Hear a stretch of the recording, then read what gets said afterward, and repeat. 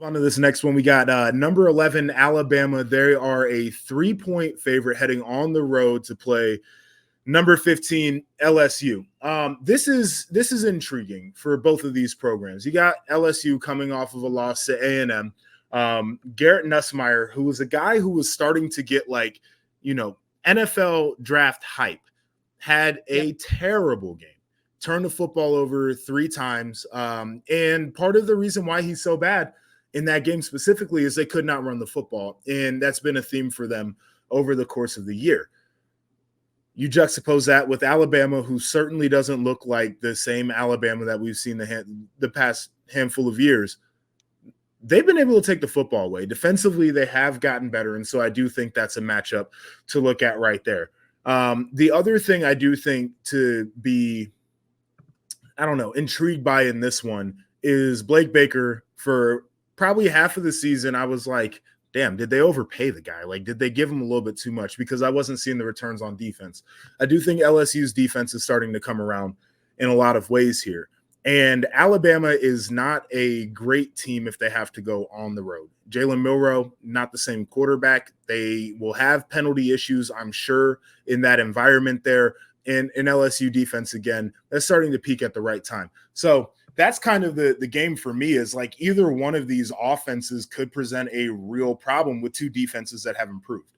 Yeah, and just to underscore the point about playing there, I mean, there's been a lot of conversation this season about playing LSU at night, and Brian Kelly's record since getting there with that. And obviously we saw the juju with the Ole Miss game, winning that game after never leading.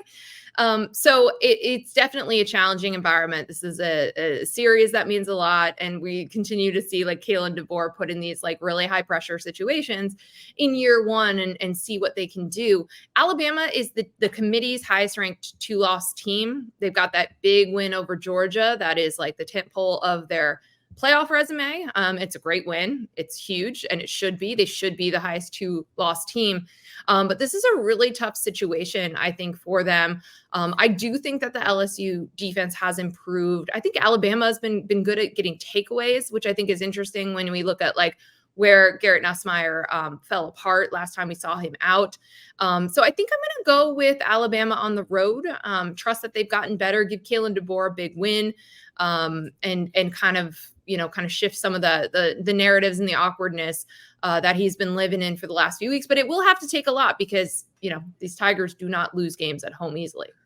Yeah, that's why I think I'm going with the other side of this game. I'm going to take LSU in this one. I think it's going to be a really good game. It should be highly competitive here.